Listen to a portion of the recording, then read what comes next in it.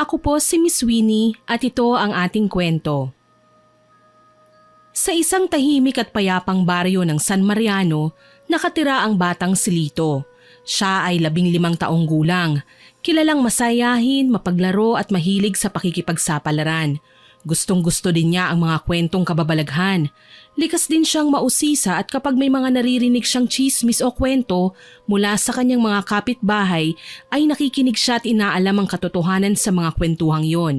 Palagi siyang interesado, hindi siya natatakot kung anuman ang kanyang matutuklasan. Meron siyang kapatid na babae, si Trina, 10 taong gulang, tahimik at palagi lang sa loob ng bahay. 2 taon pa lamang ito nang ma-diagnose na may developmental delay ang bata. Hindi naaayon ang edad nito sa kanyang mga pinapakitang kilos. Sa edad na 10, ang ugali, kilos at pananalita niya ay parang sa 5 taong gulang pa lamang. Palagi nitong bitbit sa kamay ang kanyang lumang manika na may kupas na damit at kulot na buhok. Mahal na mahal ni Lito si Trina at palagi niya itong pinoprotektahan. Lalo't madalas silang iwan ng kanilang nanay sa bahay, lalo na kapag namamalengke ito o kaya naman ay tinatawag sa bahay ng kanyang amo kapag kailangan nito ng katulong sa paglilinis o paglalaba. Isang araw, kinausap nito ang kanyang anak na si Lito. "Anak, mamamalengke muna ako ha. Medyo marami akong bibilhin ngayon at saka makikipila pa ako sa bayaran ng kuryente. Baka matagalan ako ha. Pakibantayan mong mabuti si Trina ha. Yung bilin ko parate, huwag kayong lalabas o kung maglalaro man kayo dito lang sa malapit." Opo, Nay. Ako na pong bahala sa kapatid ko. "Huwag mong kalilimutan ang bilin ko. Bawal kayong pumunta sa dulo ng baryo. Bawal kayong lumapit sa bahay ni Aling Orensya.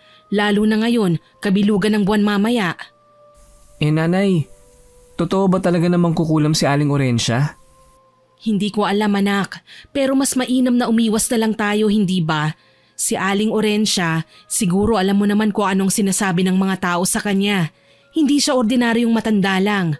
May mga kwento tungkol sa kanya na hanggang ngayon hindi pa rin natatapos. Nag-iingat lang tayo." Pero ba't ganun? Kapag nakikita ko siya, mabait naman ah. Minsan nga binibigyan pa kami ng candy ni Trina. "Ano? At sino nagsabi sa iyo na pwede kayong tumanggap ng pagkain galing sa matandang yon? Lito naman, hindi ka ba nag-iisip?" Ano naman pong masama? Pagkain naman po yun. Di ba sabi nyo, huwag tumanggi sa grasya? "Oo nga, pero delikado. Hindi ba nga sabi nila mangkukulam siya? Paano kung sa pagkain ilagay yung sumpa? Paano kung kulamin niya kayo at saktan? May kaya ka bang gawin?" Hindi naman po siguro. Hindi naman kami nasaktan ni Trina. Tsaka Nay, hindi pa naman napatunayan na totoo mangkukulam siya. Di ba turo mo sa amin na huwag husgahan agad ang isang tao? "Oo na, tama ka naman dyan. Pero anak, iba si Aling Orensya. May mga kabataan dito sa atin na nawawala at doon huling nakikita sa tapat ng bahay niya." Napatunayan na po ba na siya nga yung may kagagawan nun? Hay nako Lito, tanghali na. Ang dami mo pang tanong. Makinig ka. Ako pinoprotektahan ko lang kayo. Totoo man o hindi ang mga kwento tungkol sa kanya, dapat pa ring mag-iingat. Kaya nakikiusap ako, huwag matigas ang ulo ha. Bantayan mo si Trina at huwag na huwag kayong lalapit sa matandang yon. Naiintindihan mo ba ako? Opo, Nay. Huwag kayong mag-alala. Susunod po ako. Mabuti, babalik ako kagad. Tumalikod na si Nanay Lisa at lumabas sa kanilang bahay. Naiwan sa harap ng pintuan ng kanyang anak na si Lito. Nang tuluyan nang mawala ang ina sa kanyang paningin, pumasok na siya sa bahay at naupo. Bigla siyang napaisip sa mga sinabi ng kanyang ina. Si Aling Orensya ay isang matandang babae na nakatira sa pinakadulo ng baryo. Siya ang pinakapaboritong paksa ng mga tsismis sa baryo. Marami ang nagsasabing mangkukulam ito dahil sa mga nakikitang itim na ibon na nakadapo sa itaas ng bahay niya. Hindi siya madalas lumabas ng kanyang bahay at kung minsan, tanging ang pag-ubulangan naririnig mula sa loob. Minsan na niyang nakitang lumabas ang matanda. Kung sa pisikal nitong anyo, masasabi niyang hindi naman ito nakakatakot katulad ng mga napapanood niya sa pelikula na anyo ng mga bruha. Matanda na si Aling Orensya pero malusog pa at maganda. Nakikita niyang magiliw ito sa mga bata, nakangiti at namimigay ng mga candy. Pero madaming umiiwas sa kanya. Sila nga lang na magkapatid ang kumukuha nun sa ipinamimigay nitong pagkain. Natigil sa pag-iisip ang binatilyo nang marinig niyang tumatawa si Trina. Agad niya itong hinanap at nakita niyang nakaupo ito sa sulok ng sala, naglalaro ng kanyang manika. Huy, ba't ka tumatawa? Hindi sumagot si Trina pero nginitian siya nito. Muling hinarap ang manika at hindi na siya pinansin. Nagkibit-balikat na lang siya at binuksan ang telebisyon. Naupo at prenteng nanood ng anime cartoons na pinalalabas sa oras na yon. Nang matapos ang kanyang pinapanood, wala na siyang magawa. Muli niyang sinulyapan ang kapatid. Abala pa rin ito sa paglalaro ng kanyang manika. Muling sumandal sa upuan at inabot ang remote control. Inilipat-lipat ang channel sa iba't ibang palabas. Ngunit wala na siyang makitang magandang papanoorin. Pinatay niya kaagad ang TV at doon niya narinig ang malalakas na tawanan at sigawan ng kanyang mga kalaro sa labas. Isa sa pinakamalakas na boses na kanyang narinig ay ang boses ng pinsan niyang si Jomar. Ay, ang saya-saya naman nila. Samantalang ako nandito. Wala na siyang magawa, masyado na siyang nababagot. Tumayo siya sa kanyang upuan at tumanaw sa bintana. Sana makapunta ako dyan. Isang buntong hininga ang kanyang pinakawalan. Alam niyang hindi siya pwedeng lumabas dahil sa bilin ng kanyang ina. Kailangan niyang manatili sa loob ng bahay at bantayan si Trina. Trina, Kuya, tatawag mo ko? natatakot ka ba kay Aling Orensya? Hindi po, mabait po siya. Bigay niya ako candy. Pero alam mo bang sabi nila, mangkukulam siya. Nakakatakot tapos pwede niya tayong saktan. Kulam? Ano po yun?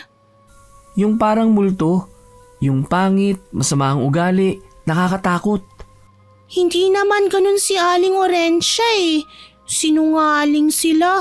Pait-pait kaya niya. Tapos maganda. Alam mo, may naisip akong gawin. Ano yun, kuya? Gusto mo ba alamin natin ang totoo kung talagang mangkukulam siya? Ano pong gagawin natin? Pupunta tayo sa bahay niya tapos magmamanman tayo kung anong ginagawa niya. Sige po, kuya. Sama po ako. Para tayong spy, secret agents, ano?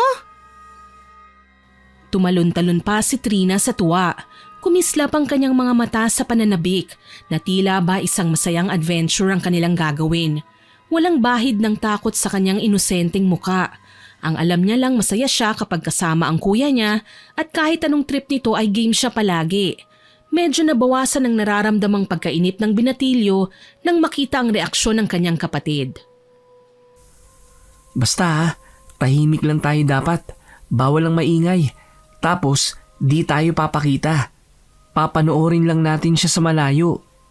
Opo, promise. Secret lang. Para tayong sa TV, may misyon. Ngayon na ba, kuya? Hindi pa. Sigurado kasi akong mamaya lang ay nandito na si nanay. Saka na lang kapag naglabas siya. Kailangan natin ng oras. O sige, diyan ka na muna at magsasayang na ako. Para mamaya kapag dumating na si nanay, magluluto na lang siya ng ulam. Sige po. Dito na lang po muna ako. Ako na po munang bahala sa baby ko. Tumango si Lito, sabay lakad papunta sa kusina. Habang naglalakad, napailing siya ng bahagya pero hindi mapigilan ng mapangiti. Si Trina talaga, kahit anong gawin niya, palaging para nasa sarili niyang mundo. Pero mahal na mahal niya ito. Naisipan niya ang ganong plano kanina dahil palagi na lang natatakot ang kanilang ina na baka maligaw sila sa bahay ng matanda at matulad sila sa mga batang nawawala sa kanilang baryo. Ilang beses na din na para silang mga nabibilanggo, lalo pat madalas pa naman na nawawala ang ina kapag nagtatrabaho ito o kaya naman ay namamalengke. Sa isip ng binatilyo, nalilimitahan ang oras nila na dapat ay naglalaro sila at nag-e-enjoy sa labas, kasama ang iba pang bata. Kaya naman para matapos na at matuldukan na ang usap-usapan at para na rin wala nang maidahilan ang kanilang ina, kaya naisip niya ang plano na yon, na alamin ang totoong pagkatao ng matanda. Para sa kanya ang lahat ng bagay na may misteryo, hindi sapat ang kwento lang. Gusto niyang makita ng sarili niyang mata. Gusto niyang alamin kung totoo ba ito o gawa-gawa lang. Nang maisalang na niya ang kaldero sa kalan, sumilip siyang muli sa bintana. Wala pa rin ang kanyang nanay. Tahimik na ang paligid at wala nang masyadong tao sa labas. Nilingon niya ang lugar kung saan naupo si Trina. Trina? Bigla siyang kinabahan nang makitang wala doon si Trina. Wala ring sumagot nang tawagin niya ang pangalan ng kapatid. Dali-dali niyang inikot ang buong kabahayan pero wala si Trina. Lumabas siya ng bahay at hinalughog ang kanilang bakuran pero wala pa rin. Agad niyang tinawag ng malakas ang pangalan nito at nagtanong na rin sa kanilang mga kapitbahay. Isang batang kalaro ang nakasalubong niya at nagturo kung saan niya nakitang papunta ang batang babae. Ang kalsadang itinuturo nito papunta sa bahay ni Aling Orencia, ang lugar na pinakakinatatakutan ng lahat, lalo na ng mga bata.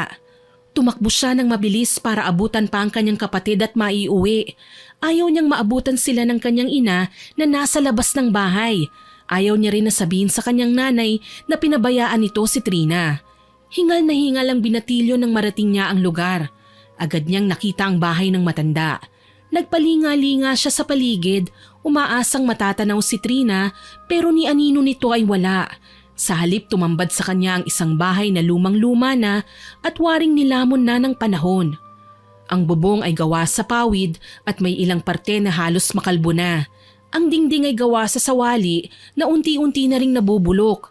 Naging kapansin-pansin din ang mga nakita niyang mga palamuti na nakalagay sa bintana, mga manika, halos 10 piraso, may maliliit at may malalaki. Sa bakuran naman ay may mga halamang hindi pangkaraniwan na nakatanim. Mga halamang may maitim na dahon at malalapad. May isang malaking puno din ng balete sa tabi ng kanyang bahay na ang ilang ugat ay halos sumampa na sa kabilang bahagi ng bahay. Sa paanan nito ay may mga basag na palayok, buto ng hayop at mga lumang larawan na hindi maaaninag ang mga mukha ng kung sino man. May tambak din ng abo sa isang gilid at sa gitna naman ng bakuran ay may isang lumang duyan na gawa sa lubid at telang itim. Walang nakasakay sa mga oras na yon pero parang may mabigat at idinuduyan ito ng hangin. Malamig ang simoy ng hangin sa lugar na yon. Biglang nagkaroon ng hindi magandang pakiramdam si Lito. Parang may nakatingin pero nang tignan niya ang buong kapaligiran, wala naman siyang makitang tao. Huminga siya ng malalim at isinuksok sa isip niya na wala siyang dapat na ipag-alala. Lalo na't hindi naman siya naniniwalang masamang tao talaga ang matanda.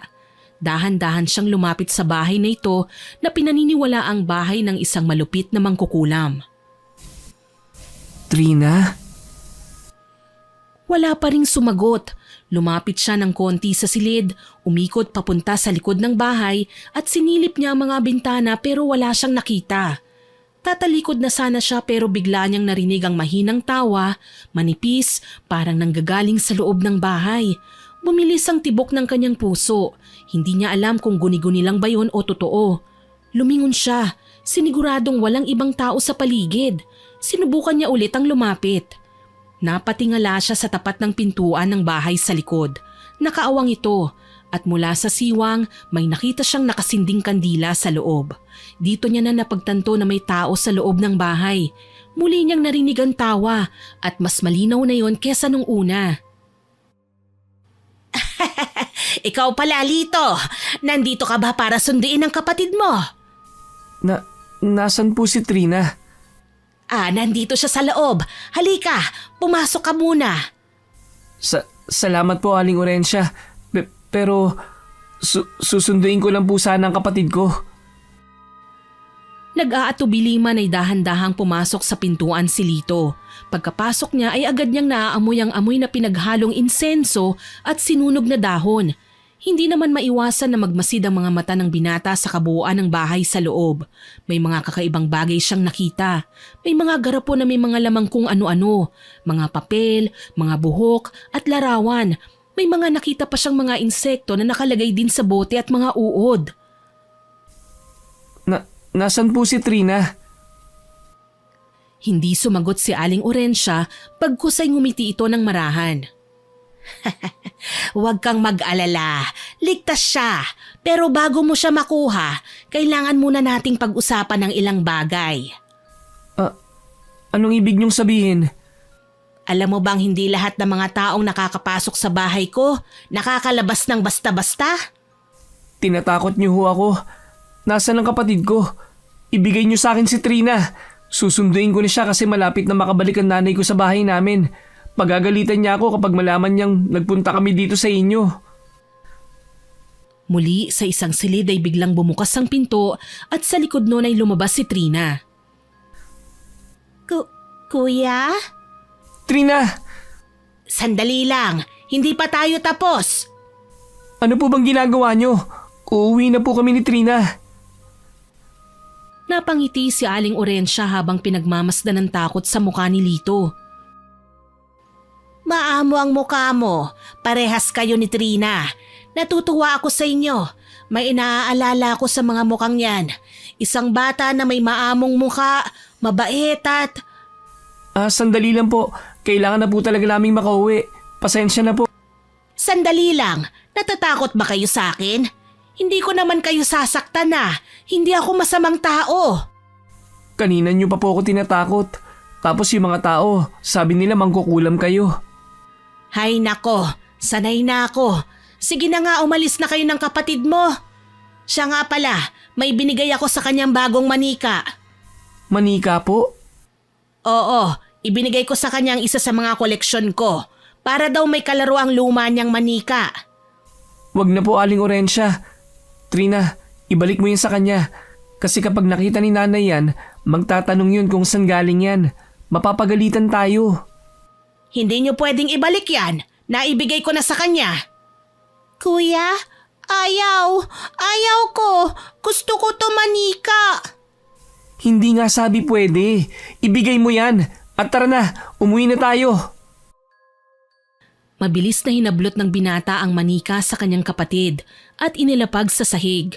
Mabilis niyang hinila si Trina palabas ng bahay. Panay naman ang iyak nito nang maiwan ang manikang ibinigay sa kanya ni Aling Orensia.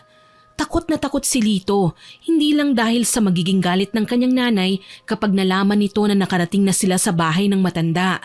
Hindi na rin kasi siya komportable sa pakikipag-usap ni Aling Orensia sa kanya. Kaya mas kinaawa siya sa kapatid niyang umiiyak, mas pinili niyang makalayo na kagad.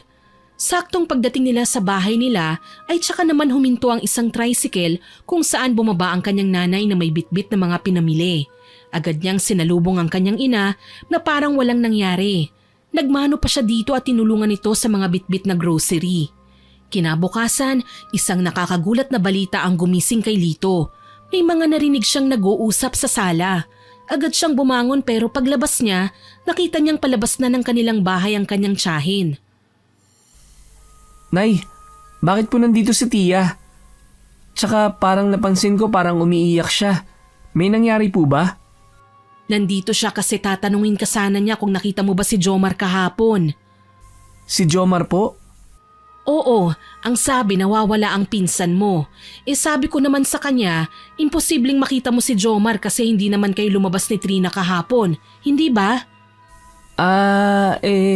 Opo. Hindi ko nga po siya nakita. Teka, ba't naman daw po nawawala? Saan siya nagpunta? Walang may alam anak, pero may nakapagsabi daw kagabi na kalaro niya na nakita daw itong pinsan mo na tulala at hindi makausap ng maayos. Hala, ano kaya nangyari sa kanya? Kawawa naman. Yun nga ang ikinababahala ko anak eh. May nagsabi raw na huli siyang nakitang papunta sa bahay ni Aling Orensia. Ha? O bakit naman siya pupunta sa bahay ng matanda? Ay, ewan ko. Wala rin naman daw makapagsabi kung bakit. Bakit po kaya si Aling Orensia na naman? Kaya nga eh. Ay nako, namumuro na talaga yung matanda na yan eh. Kapag may nawawalang bata, siya talaga yung palaging napagbibintangan. Naniniwala na talaga akong may ginagawang kababalaghan yan eh. Sana mahuli na siya. Kaso sa dami ng bintang, walang makapagpatunay. Walang ebidensya na may kinalaman nga siya sa mga nawawalang bata. Kinikilabutan ako sa sinasabi mo, Nay. Kung totoong may kinalaman nga si Aling Orensia, kawawa naman si Jomar. Baka may masama nang nangyari sa kanya. Wag naman sana. Diyos ko, kawawa ang tita mo. Masakit yun para sa isang magulang. Kaya ikaw, palagi ka sanang nakikinig sa akin ha. Palagi mong bantayan ang kapatid mo at wag na wag kayong lalabas at lalapit sa bahay ng matandang yun. Opo, Nay. Huwag po kayong mag-alala. Palagi po kami magpapakabait ni Trina. Mabuti naman anak. Siya nga pala, Nay. May nagpunta na po ba dun sa bahay ng matanda? Tiningnan na po ba kung naroon si Jomar? Meron na kaso wala silang nakita eh. Paano na po yan? Kung hindi siya makita dun, saan hahanapin si Jomar? Hindi ko alam anak, pero kilala ko ang tita mo. Hindi yun titigil hanggat hindi nila nahahanap ang anak niya. Ang sabi pa nga niya kanina, magbabantay daw sila at mamanmanan ng bahay ng matanda mamayang gabi. Baka kasi itinatago si Jomar at ibang bata sa bahay niya. May mga hinala na baka may sikretong silid ang matanda. Sikretong silid? Nay, gusto kong sumama. Ano? Hindi pwede. Anong gagawin mo doon? Kaya ko pong tumulong. Gusto ko mahanap nila si Jomar. Paano mo tutulungan? Ano naman ang magagawa mo? Masyado ka pang bata. Hayaan mo na ang mga matatanda sa trabahong yun. Tutulungan ko po sila. Wala namang masama dyan sa sinabi mo, anak. Kaso tulad ng sabi ko kanina, masyado ka pang bata. Baka masaktan ka lang doon o kung may mangyari mang hindi maganda baka madamay ka pa. Huwag nang matigas ang ulo mo, ha? Dito ka lang. Sige po, okay lang po. Sana nga talaga mahanap na si Jomar. Sana ligtas lang siya at di pa huli ang lahat. Sana nga anak, at sana mali ang kutob natin. Sana ligtas siya. Hindi na nga sumama si Lito sa pagbabantay o pagmamanman kay Aling Orencia. Nanatili na lang siya sa bahay nila gaya ng bilin ng kanyang ina. Matapos maghapunan ay kaagad na silang pumasok sa kani-kanilang mga silid. Sarili niya ang kwarto at sa kabila naman ay magkasama ang kanyang ina at kapatid na si Trina. Humiga na siya at pumikit. Pero ilang oras nang nagdaan, hindi siya mapakali. Balisa ang kanyang pakiramdam dahilan para hindi siya dalawin ng antok. Pumapasok sa isip niya na parang may mali. Isa-isang pumasok sa isip niya ang mga batang nawawala simula nang lumipat sa baryo nila si Aling Orencia. Halos magdadalawang taon na rin ang nakakaraan. Si Tonton, si Lala, si Cyril, James at marami pang iba. Ang lahat ng yun napapansin ni Lito na nangyayari tuwing kabilugan ng buwan. At sa tuwing may nawawala, iisang bahay lang ang itinuturo ng mga saksi, ang bahay na yun sa dulo ng kalsada. Tumayo si Lito sa kanyang higaan. Hindi niya alam kung bakit pero parang may humihila sa kanya para gawin yun. Dahan-dahan siyang lumapit sa bintana at mula doon tanaw niya ang malaking buwan sa itaas. Hindi kaya talagang nangunguha ng bata si Aling Orencia kada bilog na buwan? O nagkataon lang talaga? Biglang nagulat si Lito nang makarinig ng isang malakas na kalabog mula sa kanilang bubungan. Parang may bumagsak o lumalakad na mabigat na nilalang sa itaas. Napapitlag si Lito. Napatigil siya sa pag-iisip. Parang tumigil ang kanyang oras. Kasunod noon ay ang isang malakas at nakakatakot na huni ng isang uwak. Agad niyang isinara ang bintana at tumakbo pabalik sa kanyang higaan sabay talukbong ng kumot. Patuloy niyang naririnig ang malakas na huni na ito. Nanlamig ang kanyang katawan, nanigas ang kanyang mga daliri. Ang kilabot na dulot ng huni ng uwak ay parang malamig na hangin na dahan-dahang gumagapang sa kanyang likod. Gustuhin man niyang gisingin ang kanyang ina sa kabilang silid ay hindi niya magawa. Hindi na siya makagalaw at hindi na rin makasigaw. Habang nakatalukbong si Lito sa kanyang kumot, unti-unting nakaramdam siya ng kakaibang presensya na lumalapit. Habang ang huni ng uwak ay parang hindi mukhang huni lang, parang naging boses na ng isang matandang bumubulong-bulong. Nagsimula siyang makarinig ng mga mahihinang yabag. May kung anong kaluskos sa labas ng kanyang bintana. Mabagal, maingat, parang may humahaplo sa dingding. At pagkatapos, isang mahinang pagkatok. 3 beses, mabagal. Napapikit si Lito, tinakpan ng tenga. Ngunit kahit pilitin niyang hindi makarinig, tila ang tunog ay pumapasok mismo sa kanyang isipan. Napailing siya, nagdasal sa isip. Pero maya-maya pa ay mas malapit na ang mga yabag, parang nasa dulo na ng kanyang higaan. Wala siyang makita pero rinig niya ang marahang hininga ng kung anumang nilalang na naroon. Nagsimula ng manginig ang kanyang tuhod dahil sa labis na takot at mula sa dulo ng kama, narinig niya ng malinaw maski mahina ang isang boses na garalgal at paos. Akin ka na! Nanlaki ang mga mata ng binatilyo. Ang boses at ang bulong parang paulit-ulit sa kanyang tenga. Minsan nasa kanan, minsan naman nasa kaliwa.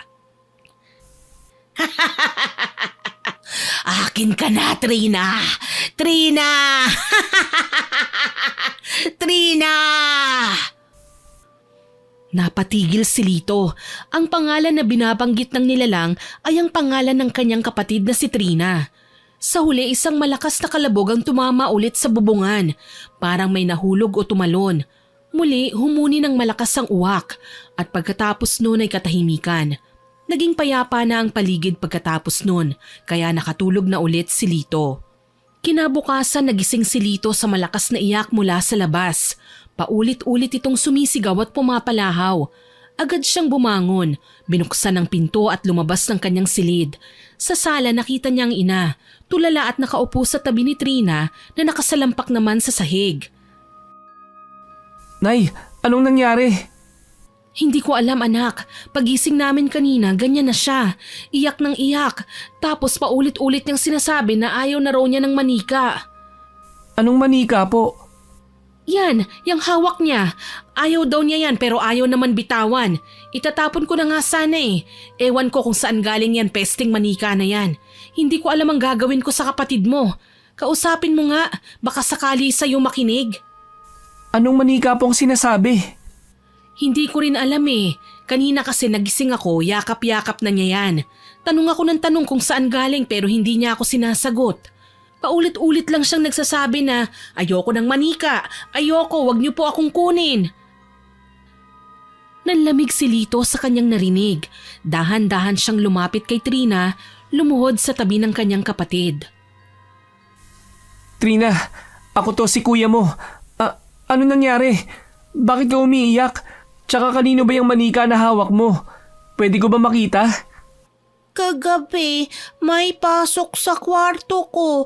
Hindi ko alam paano siya nakapasok eh. Pero andun siya, kuya. Sino? Sino yung pumasok? Sabihin mo sa akin. Matanda po eh. Babae. Pero wala siyang muka. Wala siyang mata. Wala ring bibig, kuya. Pero naririnig ko yung boses niya. Tumatawa siya. Tapos nagagalit. Tapos tatawa ulit. Tapos bibigay niya sa akin tong manika. Sabi niya, wag ko daw bitawan kasi kukunin niya ako pag winala ko to. Kuya, ayoko na ng manika niya. Takot ako eh. Pwede mo bang iharap sa akin yung manika? Titingnan ko lang. Dahan-dahan nanginig ang mga kamay ni Trina habang iniikot ang manika. Nang tuluyan na nitong maiharap sa kanya ang laruan, biglang natigilan si Lito. Para siyang binuhusan ng malamig na tubig mula ulo hanggang paa.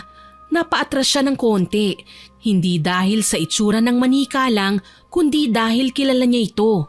Ito ang manika na ibinigay ni Aling Orencia kay Trina nung minsang pumunta si Trina sa bahay ng matanda. Ang manika, marumi at may nakakatakot na itsura. Kaya nga niya ito iniwan noon sa bahay ng matanda dahil hindi ito kaaya-aya. Ang puting bestida nito ay naninilaw na. Putulang kanang paa at ang muka ay may tahi na parang sinadyang tahiin ng bibig at ang mata naman gamit ang pula at makapal na sinulid. Oh, anak, bakit ganyan ang mukha mo? May problema ba? Kilala mo ba yung manika? Wala po, Nay. Natakot lang po ako sa itsura. Kasi, parang parang manika na mangkukulam. Oo nga parang hindi nga pambata ang laruang yan. Tsaka lumang-luma na eh. Sino naman kaya ang magbibigay niyan sa kapatid mo? Yung sinasabi kasi ni Trina, kagabi yan binigay sa kanya pero paano? Imposible namang may nakapasok dito ay saradong-sarado ang mga bintana at pinto. Wala po ba kayong naramdaman kagabi, Nay? Ha? Bakit anak? May dapat ba akong maramdaman? Tahimik si Lito, sandaling hindi nakasagot. Parang gustong itanong kung narinig ba ng kanyang ina ang kalabog sa bubong kagabi o ang huni ng uwak. Gusto rin niyang itanong kung narinig nito ang boses na tumatawag, hindi sa kanya kundi kay Trina. Pero pinili niya na lang na hindi magsalita. Napatingin siya sa kanyang ina. Kitang-kita niya ang pagkalito at pag-aalala nito kay Trina. At si Trina nakaupo pa rin, niyakap muli ang manika. Ayaw ko po talaga nito. Pero di ko siya mabitiwan kasi magagalit siya. Hawak niya kamay ko. Tumingin si Trina sa kanyang kamay na parang may iniinda. Hinaplos niya ito. Napansin ni Lito na may marka sa palad ng kapatid. Mapula ito, hugis bilog, parang napaso. Trina, ibigay mo na lang sa akin yung manika. Oo nga anak, ibigay mo na sa kuya yan ha. Siya nang magtatago. Ilalagay niya lang dun sa taas ng aparador. Huwag kang mag-alala, si kuya mo nang bahala sa'yo ha. Ayaw ko. Kukunin niya ako. Kapag winala ko manika, kukunin ako nung matanda. Magagalit siya. Shh! Si kuya ang bahala sa'yo. Hindi ka niya makukuha. Babantayan kita. Di ba malakas si kuya? Kayang-kaya ko yun. Maniwala ka. Talaga po? Oo, maniwala ka sa akin. Akin na. Dahan-dahan ay napapayag niya si Trina. Iniabot nito sa kanya ang manika. Sa sandaling nahawakan nito ni Lito, gumapang ang kilabot sa kanyang balat. Nakaramdam siya ng panlalamig. Nang iharap niya ang muka ng manika, muntik niya itong mabitawan dahil nakita niya itong ngumisi maski nakatahi ang kanyang bibig. Agad niyang dinala ito sa taas ng aparador. Hindi mo ko mapipigilan. Akin na si Trina. Nagulat si Lito nang marinig ang tinig na yon. Napalingon siya sa labas at sa ilang sulok ng kanyang bahay pero wala naman siyang nakitang tao doon. Makalipas ang 2 linggo, nakaramdam ng tensyon at takot ang buong baryo dahil sa sunod-sunod na pagkawala ng kabataan sa kanilang lugar. Mas tumaas ang tensyon, ang lahat ay kinakabahan dahil doon wala ng batang nagpapagabi sa labas. Sa oras na lumubog ang araw, halos parang sunod-sunod na nagsasara na ang mga bahay, maging ang mga tindahan. May ilang pamilya na din na naglalagay ng iba't ibang proteksyon tulad ng asin, bawang at iba pa lalo na sa kanilang mga pinto. Isang hapon habang pauwi si Lito galing sa tindahan, nakita niya si Edwin, isa sa matalik na kaibigan ng pinsan niyang si Jomar. Napansin niyang tila pumayat ito at namutla. Nagkatinginan sila at sa wakas ay lumapit ang binatilyo sa kanya. Lito, Tol, kumusta? hindi masyadong okay. Pwede ba tayong mag-usap tungkol kay Jomar? Oo naman. Tara, doon tayo sa likod bahay namin. Walang masyadong taong dumaraan doon. Naglakad silang dalawa. Pagdating sa likod ng bahay, naupo sila sa lumang bangko. Saglit na katahimikan ang namagitan sa kanila bago muling nagsalita si Edwin. Lito, alam mo ba? Bago mawala si Jomar, may mga sinasabi siya sa akin. Talaga? Anong sinabi niya? Ang sabi niya, palagi daw may nakasunod sa kanya, isang matandang babae. Walang muka, walang mata, at walang bibig. Pero naririnig niya ang boses, tumatawa. Tapos biglang sisigaw na parang galit. Ano? Tapos minsan daw, nagigising siya sa gabi na maingay ang bubong. Tapos may malaking uwak daw na humuhuni. Uwak? Teka lang, parang naranasan ko yan pare. Simula nang mawala si Jomar. May uwak ako naririnig sa itaas ng bahay tapos may mga bulong ako naririnig. Ayoko lang tingnan kasi natatakot ako ng sobra. Naku, alam mo ganyan din ang sabi sa akin ni Jomar noon. May boses siyang naririnig. May tao sa paanan niya tapos, hala ka Lito. Baka ikaw naman ang susunod kay Jomar. Hindi agad nakapagsalita si Lito. Parang unti-unti niyang naisip ang koneksyon. Pero ba't ganun tol? Si Trina, may ibinigay sa kanya manika yung matandang walang muka. Anong ibig sabihin nun? Hindi kaya, baka dalawa kayong target ng matandang yun? Sa katul, may hinala ko na baka si Aling Orencia yung matanda na yun. Baka dalawa kayong isusunod niya. Naku, mag-iingat kayong dalawa. Hindi ko hahayaan na mangyari yun. Humanda sa akin yung matanda na yan. Kailangan kong gumawa ng paraan para hindi niya kami makuha. Anong gagawin mo? Hihingi ako ng tulong kay Lolo. Sasabihin ko kay nanay na puntahan namin si Lolo para humingi ng tulong. Bakit? Ano ba yung lolo mo? Isang albularyo, pero nakatira siya sa ibang baryo. Kailan pa yun mangyayari? Buti sana kung di abala yung nanay mo sa mga trabaho niya. Basta, sasabihin ko sa kanya. Pero sa ngayon may naiisip akong gawin. Ano yun? Mamanmanan ko yung matanda na yun. Humanda siya. Mamanmanan mo si Aling Orensya? Oo, di ba nga, ebidensya lang naman ang kulang kaya hindi siya mapaalis dito sa atin. Pues, ako ang kukuha nun para mapalayas na ang mangkukulam na yan dito. Hindi ba delikado yung iniisip mo? Paano kung mapatunayan mo ang isang makapangyarihang mangkukulam yung matanda? Tapos, bigla ka niyang mahuli. Anong gagawin mo? Tatakbo! Pambihira ka naman. Akala ko pa naman matapang ka. Eh di ba nga sabi mo makapangyarihan? Eh ano namang laban ng tapang ko sa ganun? Isa lang akong ordinaryong tao dito sa atin. Pero kung yun lang ang tanging paraan para mailigtas ko ang buhay namin magkapatid, gagawin ko. Ayokong mangyari lalo na kay Trina yun nangyari kay Jomar. Gusto ko sanang sumama kaso mahigpit na si nanay ngayon eh. Alam mo na. Ayos lang. Wala namang problema sa akin. Naiintindihan ko. O sige na, umuwi ka na. Baka hinahanap ka na sa inyo. Isa pa, dumidilim na. Baka mapagalitan ka na naman ng nanay mo. Umuwi na si Edwin at naiwan si Lito sa labas.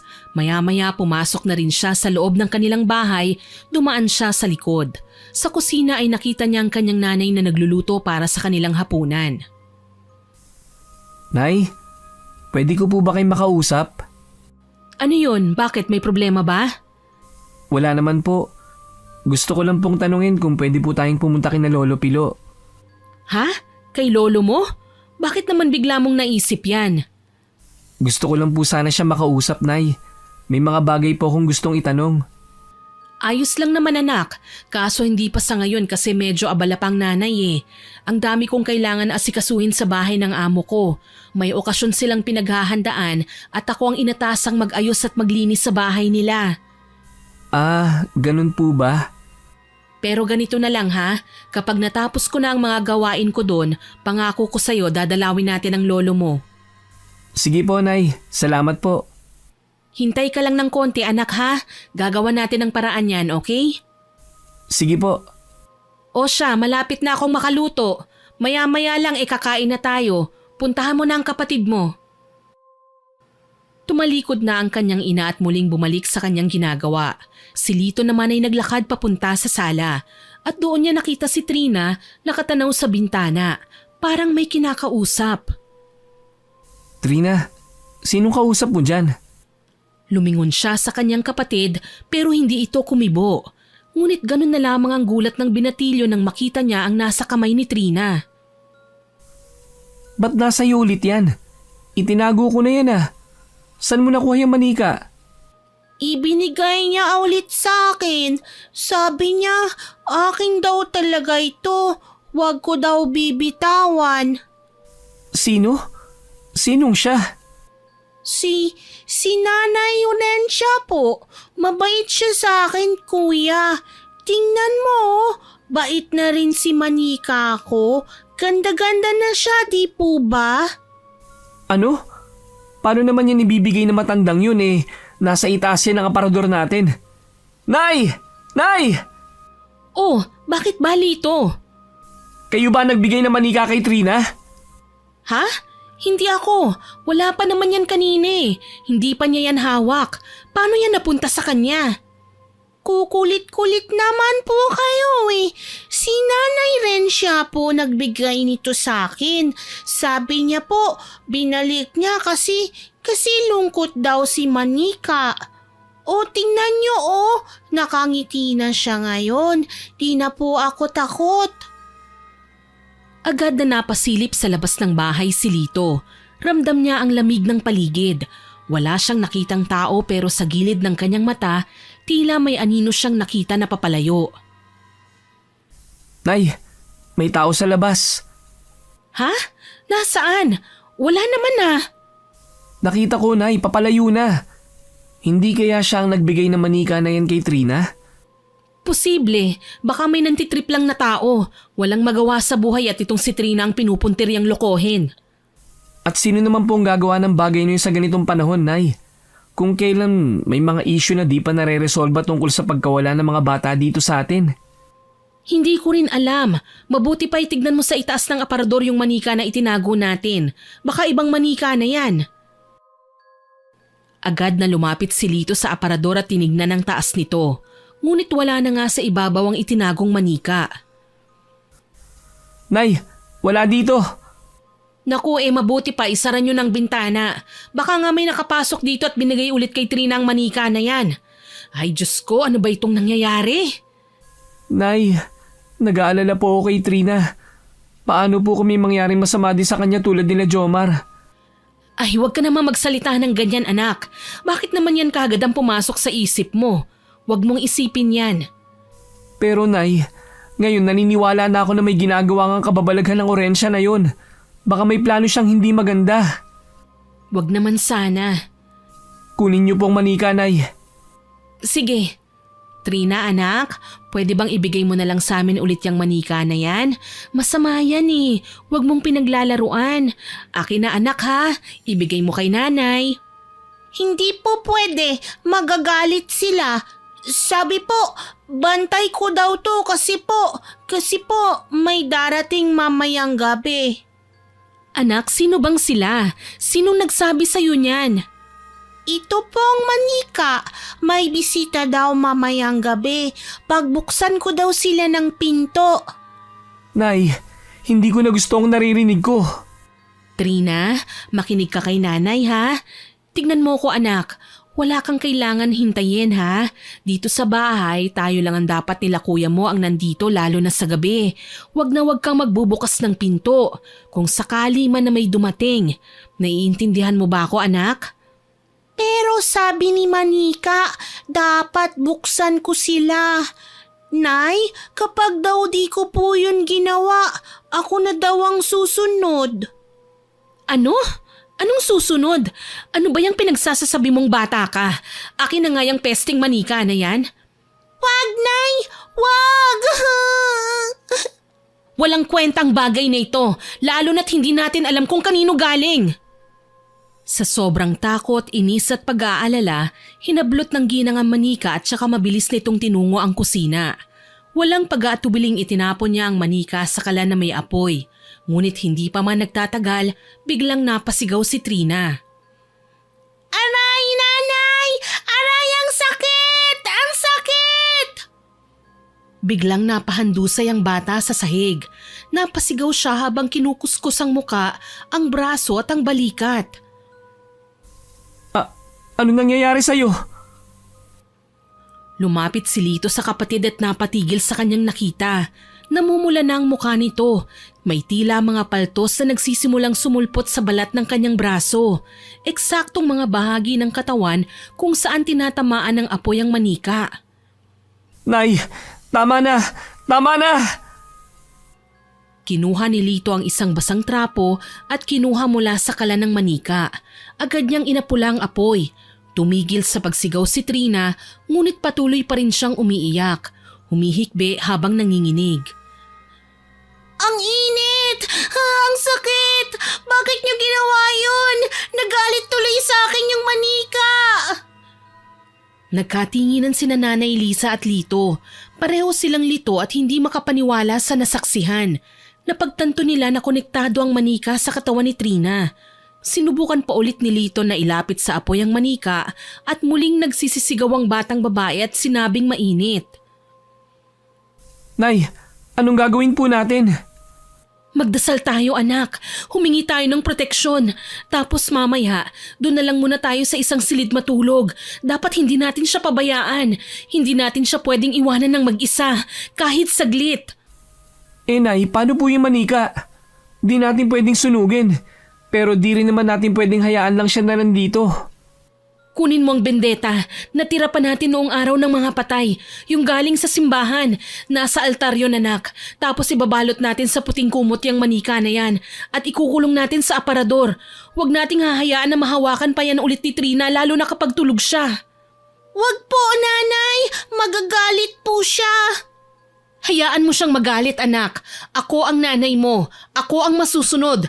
At ililigtas kita laban sa bagay na yan. At laban sa mangkukulam na yon. Humanda siya sa akin. Kaagad na sumunod si Lito. Mabilis niyang kinuhang bendeta at kumuha na rin siya kagad ng puting kumot. Pinulot niya ang manika at ibinalot. Matapos ay nagdasal si Nanay Lisa at binasbasan ito ng banal na tubig. Nang matapos ay itinago nila ito sa loob ng aparador at nilagyan nila ng kandado. Tapos na. Kumain na tayo. Matapos silang maghapunan sa kwarto ni Nanay Lisa, magkakatabi silang natulog sa iisang kama. Si Trina ang nasa gitna, nakayakap ng unan.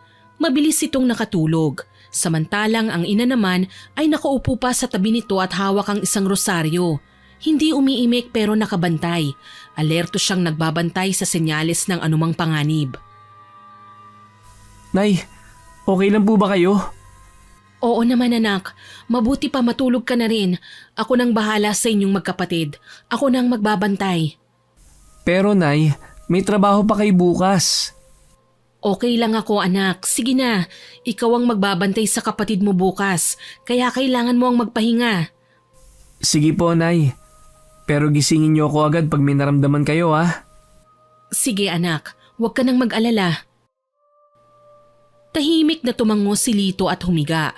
Dumikit siya kay Trina at mahigpit na niyakap ito. Samantalang si Nanay Lisa ay nanatiling nakaupo sa tabi ng kama. Hawak pa rin ang rosaryo. Ang kanyang mga mata ay nananatiling gising, palipat-lipat ang tingin mula sa aparador kung saan nakakandado ang manika, hanggang sa mga anak niyang nakahiga. Ilang oras ang nagdaan ay nakaramdam na ng di mapigilang antok ang ginang. Pinakiramdaman niya ang paligid. Tahimik pa rin, tila wala namang nagbabadyang panganib. Dahan-dahang napaikot ang kanyang mga mata. Lumipas pa ang ilang oras. Isang marahang katok mula sa kung saan ang kanyang narinig, dahilan para muling magmulat ng kanyang mga mata. 3 marahang katok, hindi galing sa pinto at hindi rin sa bintana. Napabalikwas si Nanay Lisa. Agad niyang nakita na wala si Trina sa kanyang tabi. Pagtingin niya ay nasa harap na ito ng aparador. Nakatayo at walang imik. Nakatitig lang ito sa lumang aparador kung saan ikinandado ang manika. Trina! Anak! Anong ginagawa mo dyan? Walang tugon mula sa bata. Nakatayo lang, parang may hinihintay na isang bagay. Nang biglang may kumalabog sa loob ng aparador. Parang may kung anong bagay na tumutulak sa pinto nito mula sa loob. Parang may gustong kumawala. Nagising si Lito dahil sa ingay. Nay, ano yan? Bakit ganyan? Hindi ko alam. May sa demonyo yata talagang manika na yan. Nanay, ilabas na kasi natin si manika ko.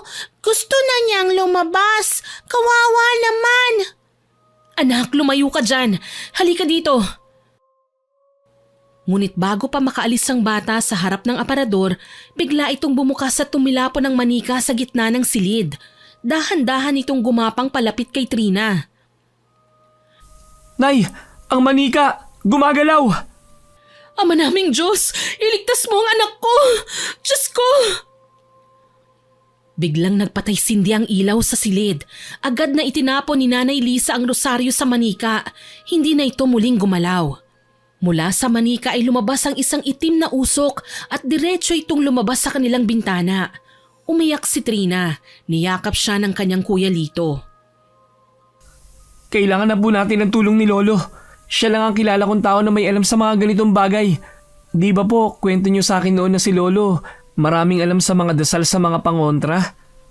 Oo, dating albularyo kasi si tatay noon, pero matagal na kasi siyang tumigil.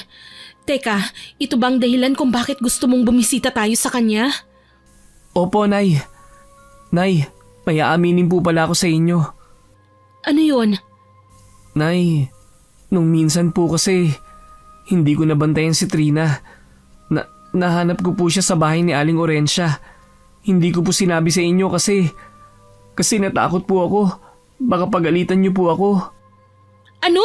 Kay Aling Orencia? Kailan to nangyari, Lito? Ilang araw na rin po ang nakakaraan. Naglalaro lang po siya dito sa loob tapos bigla na lang po siyang nawala. Doon ko po siya nahanap sa bahay ni Lola Orencia. Naglalaro silang dalawa. Tapos yung manika na yan, bigay po sa kanya ng matanda. Pero iniwan ko po yan doon. Kaya hindi ko alam kung paano napunta dito sa bahay natin. Diyos ko, kaya pala may mga nangyayaring ganito ngayon. Ano ka ba naman, Lito? Bakit hindi mo sinabi sa akin kaagad? Hindi ba't binili na naman kitang maigi? Ang sabi ko palagi mong babantayan ng kapatid mo at huwag hayaang makalapit sa bahay na yun. Kasi nga hindi ba, may hinala ang lahat namang kukulam ang matandang yun. Pasensya na po talaga, Nay. Natakot lang po talaga ako sa inyo. Ayoko pong isipin ninyo na pabaya ako. Saglit na hindi umimik si Nanay Lisa. Dahan-dahan niyang nilapitan at niyakap ng mahigpit ang anak niyang lalaki. Sa kabila ng takot at galit, mas nangibabaw ang pagmamahal niya bilang ina. Hindi ako galit, anak, pero natatakot ako. Sa susunod kung anuman o kung meron mang nangyari sa inyo, sabihin mo sa akin. Huwag ka na ulit magtatago ng lihim, ha? Ayokong may masamang mangyari sa inyo. Sana matulungan talaga tayo ni Lolo. Kaya niya, anak. Nay, matapang ba si Lolo? Siyempre, alam mo bang sa kanya ka nagmana? Talaga po? Oo, hayaan niyo mamaya pag sumikat ng araw. Dadalhin ko kayo ron bago ako pumasok. Doon na muna kayong magkapatid. Mas ligtas kayo sa kanya.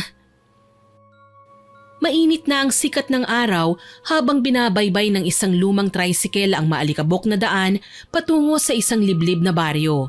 Sa bandang dulo ng iskinita, huminto ito sa harap ng isang luma at halos gumuho ng bahay. May bakod na kawayan sa paligid at tanim na mga halamang gamot sa paso pero halatang matagal nang hindi naaalagaan. Ang bahay nito ay gawa sa kahoy. May kalumaan na at parang sa isang ihip na lang ng malakas na hangin ay guguho na. Sa harapan pa lang ay makalat na. May mga sirang upuan, lumang palanggana, may bote ng lana, mga basag ding garapon at kung ano-anong gamit na hindi alam kung saan ginamit. Nay, ayaw ko dito. Uwi na po tayo. Anak, dito muna kayo ni kuya ha. Dito sa lolo mo, ligtas kayong dalawa. Ayoko! Ayoko po kay Lolo! Biglang lumabas mula sa isang silid ang isang matandang lalaki na may mahabang puting buhok at balbas at may malalim itong titig. Matangkad siya pero medyo kuba na ang likod. May hawak itong baston na may ukit na ahas sa may hawakan. Ano to, Lisa? Bakit narito kayo? Di man lang kayo nagpasabi. Tay, pasensya na po kayo. Wala na po akong ibang malalapitan eh. Sandali ko lang po sanang iiwan sa inyo mga bata. Kasi kailangan ng mga anak ko ng tulong nyo. Anong klaseng tulong? Kita mo naman ang kalagayan ko, di ba? Mahirap pa ako sa daga. Ano ba talaga ang sadya nyo? Mano po, Lolo? Tandaan niyo pa po ba ako? Oo, ikaw si Lito. Natatandaan kita syempre. Pero ang isang ito, sino yan? Saka bakit dinala niyo yan dito? Anak ko yan Tay. Apo nyo. Apo? Hindi ko apo yan. Saka lang kayo pupunta dito kapag may kailangan kayo. Tay, mamayang gabi na lang tayo mag-usap. Kailangan ko na pong umalis kasi naghihintay na sa akin yung tricycle eh. Kailangan kong pumasok sa trabaho. Sige na Tay, kayo na munang bahala sa mga anak ko.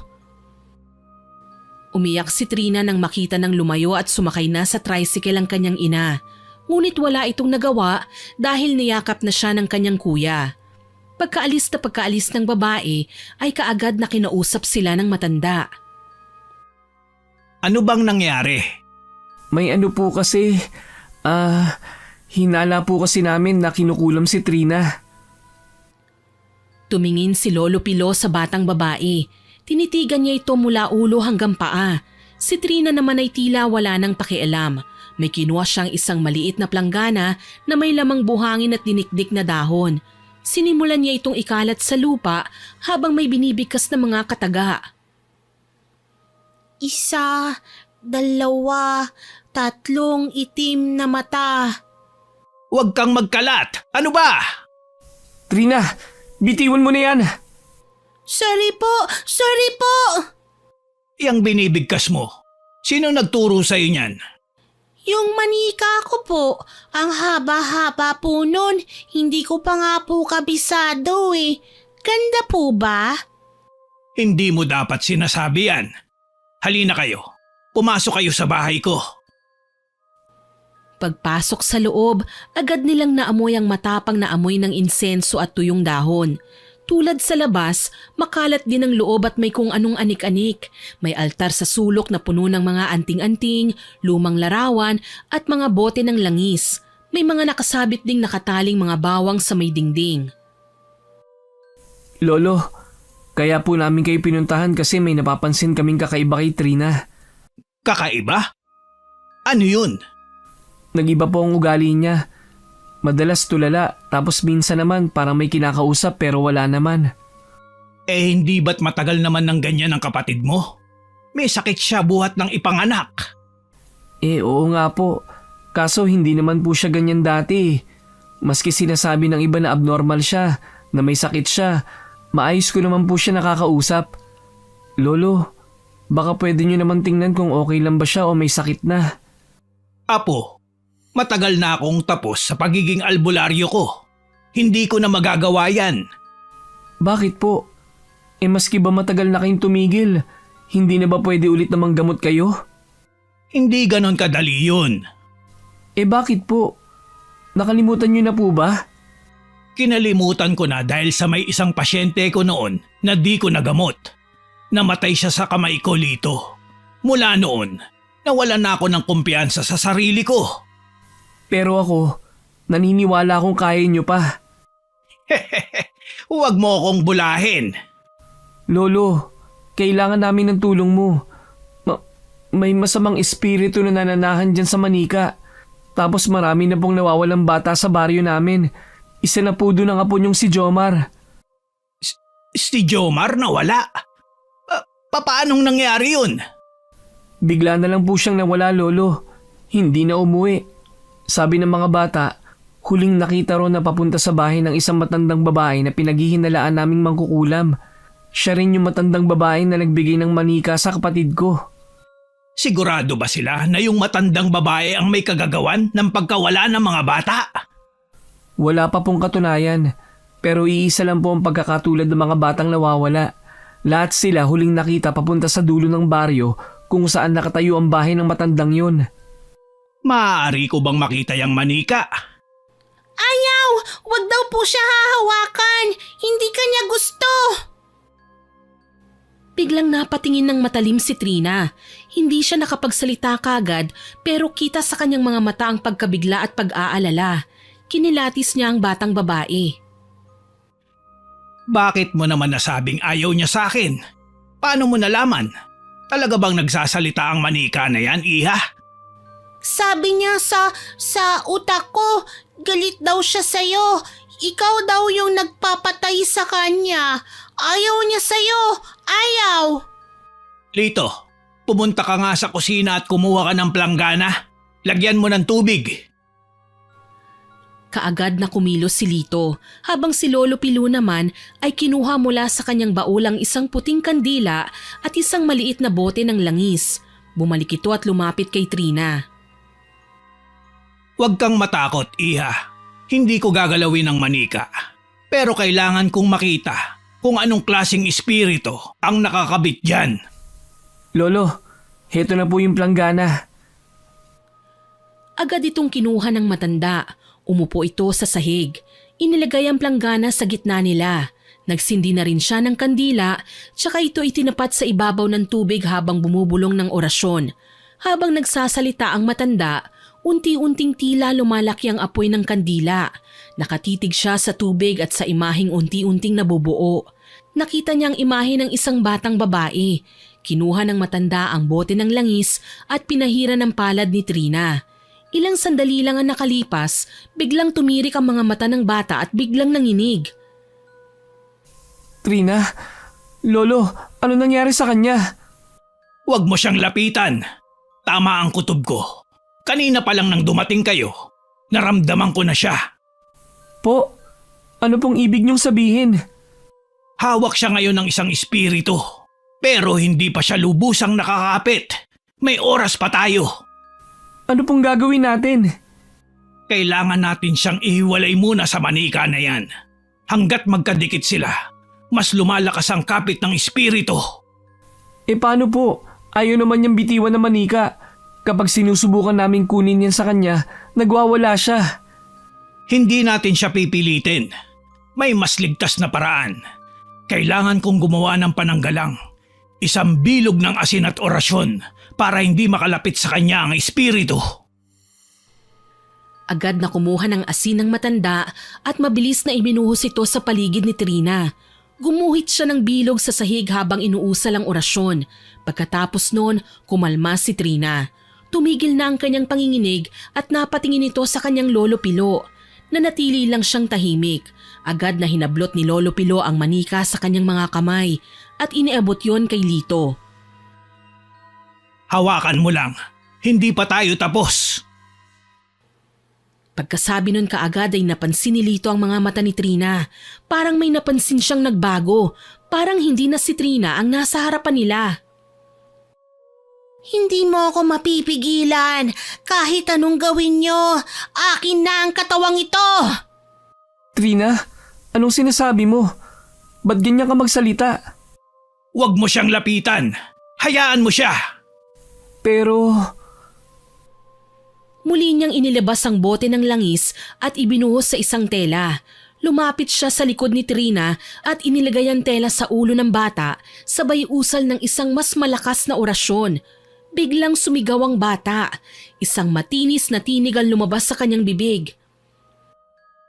Hindi ako aalis! Hindi ako aalis! Talaga? Kaya mo na ako suwayin ngayon? Hindi ako natatakot sa'yo! Mamamatay tao ka! Rosita, tama na! Hindi ikaw ang may-ari ng katawan na yan! Lolo, sino si Rosita? Kilala niyo po ba siya? Mamaya ko na ipapaliwanag, iho. Wala tayong oras. Kailangan kong tapusin ito bago siya tuluyang lamunin ng espiritu. Anong ibig niyong sabihin, Lolo? Kapag hindi natin naibalik ang kaluluwang yan sa manika, mawawala si Trina. Ang kaluluwa niya, makukulong dyan mismo sa manika na hawak mo. Ayoko! Hindi na ako babalik sa loob! Kailangan ako ng nanay ko! Huwag mong gawin yan! Rosita, hindi ito tama. Huwag mong gamitin ang katawan ng isang inosente. Bitawan mo na siya. Ibalik mo ang hindi sayo. Inilabas ni Lolo Pilo ang isang kwintas na may palawit na krus at isinabit sa leeg ni Trina. At muling umusal ng orasyon si Lolo Pilo. Habang pinagpapatuloy ng matanda ang ritual, biglang naramdaman ng binatilyo na parang may humatak pababa sa manika. Naging mabigat ito sa kamay ni Lito. Hindi niya ito kinaya. Nabitiwan niya ang manika. Kasabay ng pagbagsak nito sa sahig ay nawalan ng malay si Trina. Trina! Trina! Huwag mo muna siyang gagalawin, Lito. Hindi pa tapos. Nakabalik na si Rosita sa manika. Pero kailangan natin tiyakin na hindi na ito makakabalik sa katawan ni Trina. Ano pong gagawin natin? Pupunta tayo sa bahay ni Orencia. Doon nagsimula ang lahat, kaya doon natin ito tatapusin.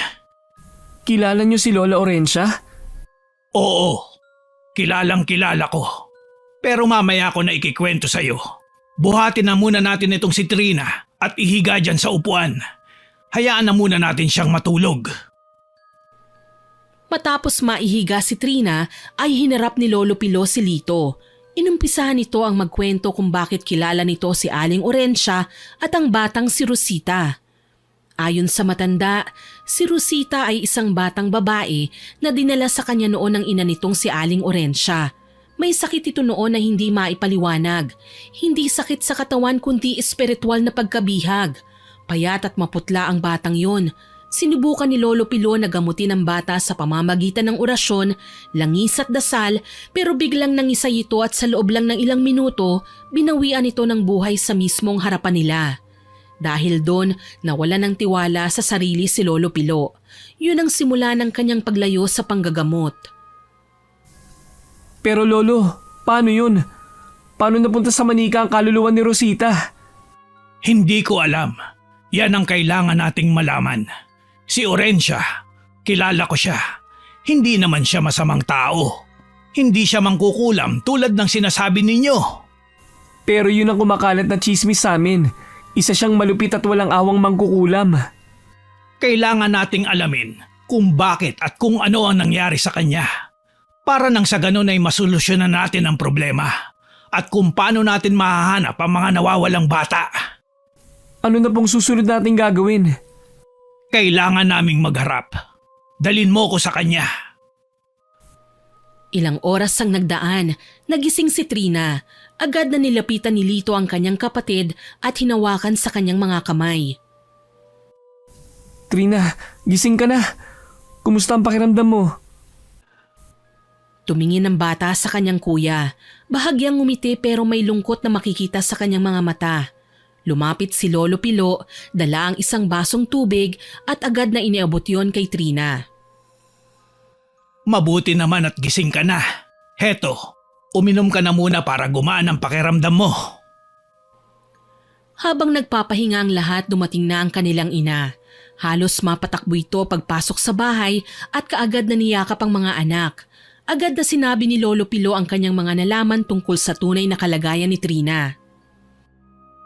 Hindi ko mapapatawad ang matandang yun. Humanda siya sa akin. Pagdudusahan niya ang ginawa niya sa anak ko. Pigilan mo ang sarili mo, Lisa. Hindi tayo pwedeng kumilos ng basta-basta. May kailangan pang tapusin na orasyon para di niya magalaw o masaktan si Trina. Saka may misyon pa kaming tatapusin itong si Lito. Misyon? Anong misyon? Kailangan naming malaman kung bakit ito ginagawa ni Orencia. At kung siya ba talaga ang may kagagawan sa pagkawala ng mga bata sa lugar ninyo. Gagawin niyo po yun, Itay? Oo naman. Lalo pat nalaman ko dito kay Lito na isa sa naging biktima niya ay si Jomar. Hahanapin ko ang apo ko. Mabuti nga po. Kawawa yung kapatid ko. Hanggang ngayon hindi pa rin siya nawawala ng pag-asa na mahanap niya ang anak niya. Naaawa ko sa kanya. Tulungan mo kami, Itay. Kailangan namin kayo. Ayokong mangyari yun sa mga anak ko. Huwag kang mag-alala. Gagawa tayo ng paraan para mailayo ang mga anak mo sa disgrasya na hatid ng mangkukulam na yan. Ano pong plano nyo? Sasama po ba kayo sa amin pauwi? Oo, sasama ako sa inyo. Pagkatapos ng maikling usapan, agad na silang nag-impake. Wala na silang sinayang na mga sandali. Habang iniayos ni Nanay Lisa ang gamit ng kanyang mga anak, tinulungan naman ni Lito na magbuhat ng mga gamit si Lolo Pilo. Isang maliit na kahon na puno ng mga anting-anting, lumang aklat at iba pa. Tahimik ang biyahe nila pauwi. Habang dumaraan ang tricycle sa makitid at masukal na kalsada ng baryo, nakatingin lang si Lolo Pilo sa bintana. Parang may inaalam sa paligid.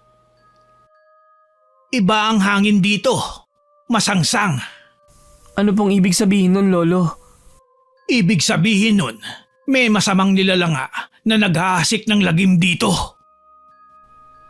Huminto ang tricycle sa harap ng kanilang bahay.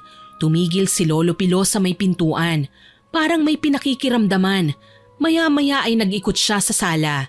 Pinagmasdan ng bawat sulok, ang mga bintana, pati na rin ang kisame. Bakit ba wala man lang proteksyon ang bahay ninyo? Kaya kayo napapasok ng kung anong masasamang elemento eh. Agad na nagsindi ng insenso ang matanda at naglagay ng iba't iba pang proteksyon sa bawat sulok ng bahay. Nang matapos ay kaagad niyang tinawag si Lito. Ano apo, handa ka na ba? Pupuntahan natin si Orencia mamaya at aalamin natin kung ano ang mga ginagawa niya. Kailangan nating dalhin din ang manika at isauli sa kanyang pinagmulan. Matagal ko na po talagang gustong gawin yun, Lolo. Hindi lang po talaga natutuloy. Noon pa, gustong gusto ko nang manmanan yung matanda na yun. Sige, mamaya. Kailangan ko lang ang maghanda. Naku, mamaya na yan. Halina kayo, kumain muna tayo. Para may lakas kayong magbantay doon mamaya. Basta Lito, makikinig ka sa lolo mo. Kung ano lang ang sabihin niya, yun lang ang gagawin mo. Nagkakaintindihan ba tayo? Opo, Nay. Ako nang bahala sa anak mo. Huwag kang mag-alala. Tumayo si Lolo Pilo at nilapitan ang kanyang mga gamit. Maingat niyang binuksan ang kahon at isa-isang nilatag ang laman nito sa maliit na mesa sa sala. Nandun ang kwintas na may itim na bato, isang anting-anting laban sa masamang espiritu. May maliit ding sisidlan ng pinulbos na sambong na ginagamit bilang panlinis ng enerhiya. At ang pinakamahalaga sa lahat, isang orasyon na nakasulat sa luma, kupas at dilaw na papel, tila isinulat pa nung unang panahon. Sisimulan ko na ang paghahanda. Habang si Lito ay tahimik na nakaupo sa gilid, pinagmamasdan lamang niya ang kanyang lolo. Pagkatapos maghanda ng matanda, naglakad na sila papunta sa bahay ni Aling Orencia. Habang papalapit sila, napansin nilang may gumagalaw sa di kalayuan. Nagtago silang maglolo sa lilim ng mga puno. At mula roon, nakita nila si Aling Orencia na palabas na ng kanyang bakuran. Mabagal ang lakad nito at papunta sa gubat. Lolo, aalis siya. Oo nga eh. Mukhang papunta siya sa gubat. Ano kaya ang gagawin niya doon? Mabuti pa ay sundan ko. Po, susundan niyo si Aling Orencia? Oo, apo. Baka sakaling may matuklasan tayo tungkol sa mga batang nawawala. Iyo, pakinggan mong mabuti ang sasabihin ko. Hindi ka pwedeng sumama sa akin. Delikado. Mabuti pa ay pumasok ka sa bahay niya. Baka meron ka ding makita doon. Mag-isa lang po ako? Oo, pero huwag kang mag-alala. Bibigyan kita ng proteksyon. Heto ang kwintas. Huwag mong tatanggalin to, ha? Tumango si Lito. Pinanood niyang lumakad si Lolo Pilo papunta sa gubat, habang siya na may marahang lumapit sa kubo. Bukas ang pinto, tila sinadyang iwanan. Nakasara pero hindi nakalak. Dahan-dahan niya itong itinulak. Pagkapasok niya, kaagad na naamoy ni Lito ang amoy ng insenso. Katulad ng naamoy niya sa bahay ng kanyang Lolo Pilo. Pambihira. Ganun ba talaga kapag tumatanda na ang tao? Nahihilig sa amoy ng insenso? Nagpunta siya sa kusina pero wala siyang makitang kakaiba. Isa lang din ang silid sa kubo na yun at katulad sa kusina wala namang kakaiba. Bumalik siya sa sala at doon ay nakita niya ang isang lumang aparador. Lumapit siya dito at nang hipuin niya ang gilid, napansin niya na may puwang. Ipinihit niya ang isang gilid at may nakita siyang pinto sa likod. Pinihit pa niya ng mabuti ang aparador at doon niya nakita ang isang makitid na lagusan pa ibaba. Bumaba siya sa hagdan. Ano to? Pumasok siya, bitbit ang maliit na gasera na nakuha niya sa may kusina. Tahimik sa loob noon at halos paghinga niya lang ang kanyang naririnig. Amoy alikabok at masangsang ang amoy sa silid na yon. Parang amoy bulok o may amag na tela. May naaamoy din siyang parang kapapatay lang na kandila. Pagdating niya sa dulo, bumungad sa kanyang isang maliit na silid na yari sa bato. May ilang kandila na nakasindi sa loob. At sa apat na sulok nito ay may nakasabit na manika. Gawa ang mga ito sa tela at may mga nakadikit na papel sa kanilang mga dibdib. Nang lapitan ito ni Lito, nabasa niya ang pangalan ng mga batang nawawala sa kanilang lugar. Kaagad na kinilabutan ng binatilyo sa kanyang nakita. Hindi pa man siya nakakahuma ay biglang napansin niya na parang kumislot ang isang manika. Sumunod ang isa pa. At sa isang iglap, ang lahat ng mga manikang naroon ay parang nagkaroon ng buhay. Lahat sila gumagalaw habang nakasabit sa kisame. May tumatawa, may umiiyak, tapos may iba namang gumagalaw ang ulo parang sinusundan siya ng tingin. Napaatras si Lito, pero bago pa siya tuluyang mapatakbo sa takot, may narinig siyang mga tinig. Mahihina lang yun, parang mga bulong pero malinaw na malinaw sa kanyang pandinig. Humihingi sila ng tulong. Ano yun? Nasaan ba kayo? Napatingin siya sa mga manika. Dito nanggagaling ang mga boses. Diyos ko, anong ginawa sa inyo ni Aling Orencia? Maya-maya ay may narinig siyang humihikbi. Naglakad siya papalapit sa dulo ng silid. Sa sulok, napansin niya ang isang maliit na pinto. Halos hindi mapapansin kung hindi lalapitan. Dahan-dahan niya itong nilapitan.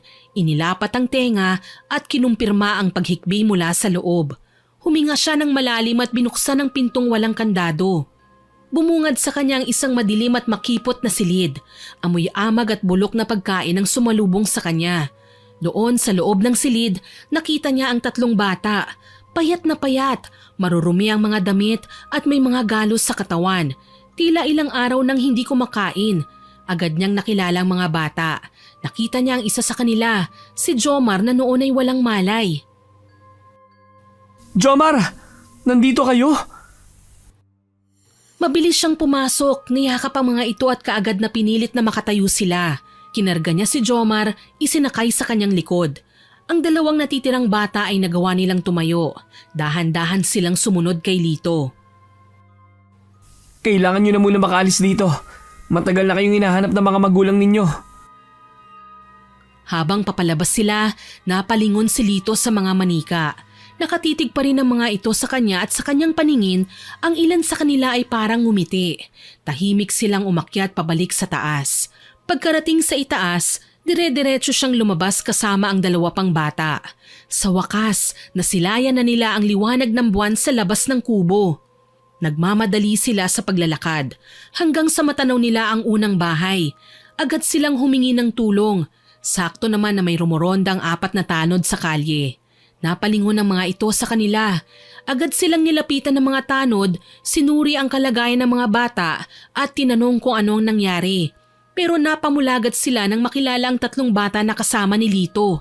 Matapos mapagtanto na ito ang mga nawawalang bata, agad nilang tinulungan ng mga ito na madala muna sa bahay nila Lito. Pagdating sa bahay, agad na niyakap ni Nanay Lisa si Lito nang makita ang mga kasama niyang bata. Saan mo sila nahanap? Sa bahay ni Aling Orencia. Meron siyang sekretong silid sa loob ng bahay niya. Doon niya dinadala at ikinukulong ang mga bata na dinudukot niya. Ilang minuto lang ay dumating na ang mga magulang ng mga bata. Umiiyak, nanginginig at halos hindi makapaniwala na makakabalik pa ng buhay ang kanilang mga anak sa kanila. Naabutan nila ang kanilang mga anak na nakaupo, nakabalot ng kumot at tahimik na umiinom ng mainit na sabaw na inihanda ni Nanay Lisa. Ano ba kasing nangyari sa inyo? Paano kayo napunta sa bahay ng matandang yun? Walang sumagot. Lahat sila ay nagkatinginan. Meron na ring malay si Jomar pero hindi pa ito nakakapagsalita.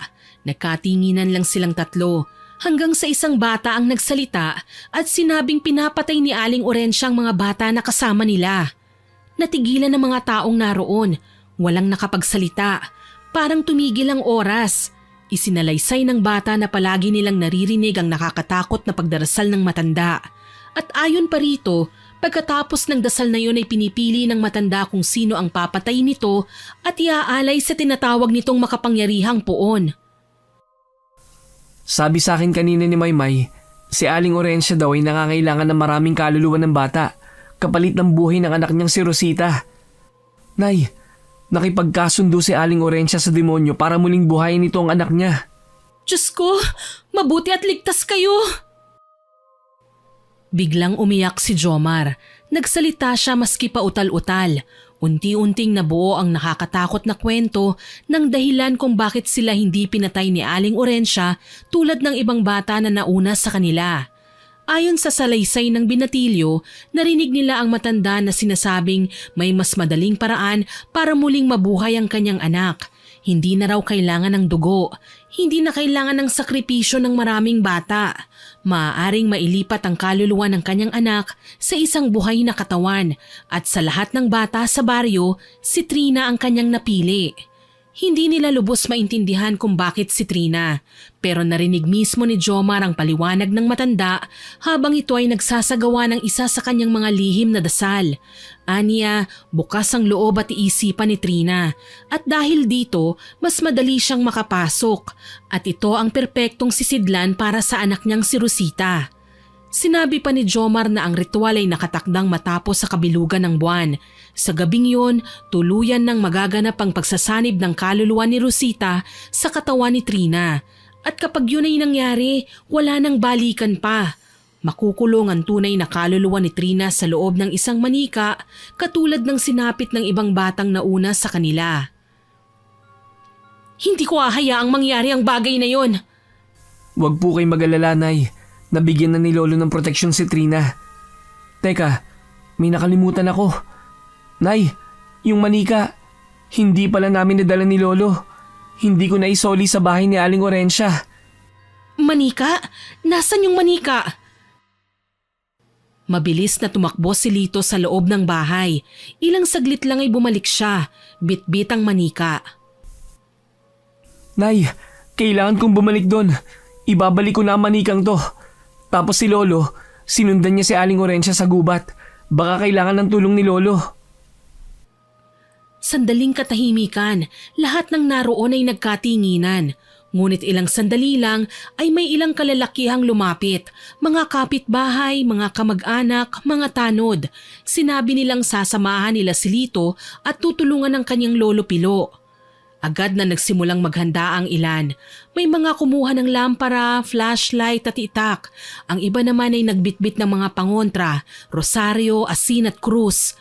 Habang abala sila, nag-utos naman ang kanilang kapitan ng kanyang mga kagawad na mag-repost na sa mga pulis para sa agarang pag-aresto sa matanda. Nang handa na nga ang lahat, naglakad na sila papunta sa bahay ni Aling Orencia. At ang iba naman ay dumiretso sa masukal na bahagi ng kagubatan. Samantala sa gubat, nagpatuloy sa pagsunod si Lolo Pilo. Biglang tumigil si Aling Orencia sa kanyang paglalakad. Magpakita ka sa akin! Sino ka mapangahas ka na sumusunod sa akin kanina pa? Mula sa likod ng isang puno ay lumitaw si Lolo Pilo. Ikaw? Anong ginagawa mo dito? Orencia, itigil mo na ang ginagawa mo! Tumigil ka! Wala kang karapatang sabihin sa akin yan dahil ikaw ang pumatay sa anak ko! Ako ba talaga ang pumatay sa kanya? O ikaw? Ano? Akala mo ba hindi ko alam ang ginawa mo noon? Ikaw ang pumatay sa anak mo. Dahil pinag-eksperimentuhan mo siya, tama ba? Nagsisimula ka palang mangulam noon at yung anak mo, siya ang pinagpraktisan mo. Hindi! Hindi totoo yan! Pilit mo mang itanggi yan. Alam kong alam mo kung ano talaga nangyari at kung ano ang ginawa mo. Hindi totoo yan! Wala akong ginawa! Mahal na mahal ko ang anak ko! Mahal mo? Matapos mong kulamin, anong ginawa mo? Pinainom mo siya ng isang gamot na hindi mo pa alam ang epekto. Dahil gusto mong patunayan na kaya mo siyang mapagaling gamit ang iyong itim na mahika. Tapos nung huli na, saka mo siya dinala sa akin. Hindi ko alam. Hindi ko sinadya. Akala ko makakatulong. Akala ko mapapagaling ko siya sa sumpang ako din ang gumawa. Pero hindi siya gumaling. Nalason siya sa binigay mong gamot. At dahil hindi mo maamin sa sarili mo na ikaw ang pumatay sa sarili mong anak, ako ang sinisisi mo. Araw-araw kong pinarurusahan ang sarili ko nang mangyari yon. Pero isang araw, may nakipagkasundo sa akin. Isang demonyo. Kaya niyang buhayin ang anak ko kapalit ng mga kaluluwang makukolekta ko at may aalay sa kanya. At naniwala ka naman na si Rosita ngayon ang mabubuhay. Nagkakamali ka. Nililinlang ka lang ng demonyo.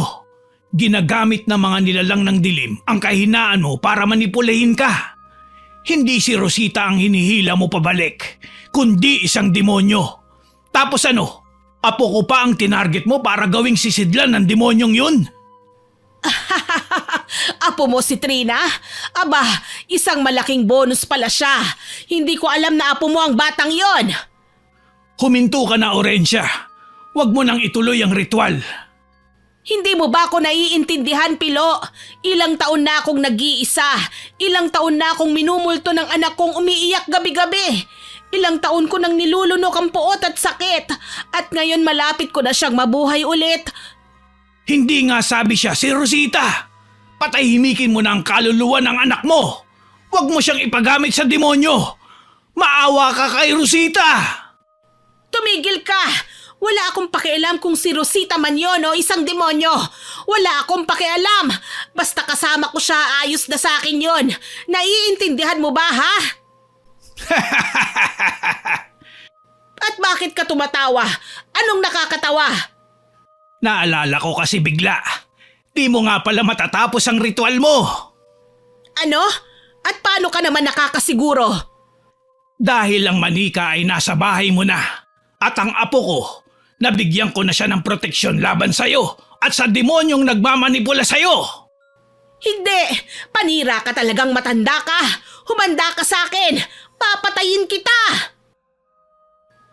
Agad na nilabas ni Lolo Pilo ang pinulbos na sambong at isinaboy ito kay Aling Orencia. Napaatras ang matandang babae habang sumisigaw. Aray! Anong ginawa mo? Biglang namula ang mga mata ni Aling Orencia. Nangulubot ang balat nito at nagpakita ang isang pares ng sungay sa kanyang noo. Pero ang bahagi ng katawan nitong nasabuyan ng pulbos ay nagpaltos at parang nasunog. Papatayin kita! Subukan mo! Ngunit bago pa makagawa ng pagganti si Aling Orencia, dumating ang mga tao. Natigilan sila nang makita ang anyo ni Aling Orencia. Biglang nagsigawan ang mga tao.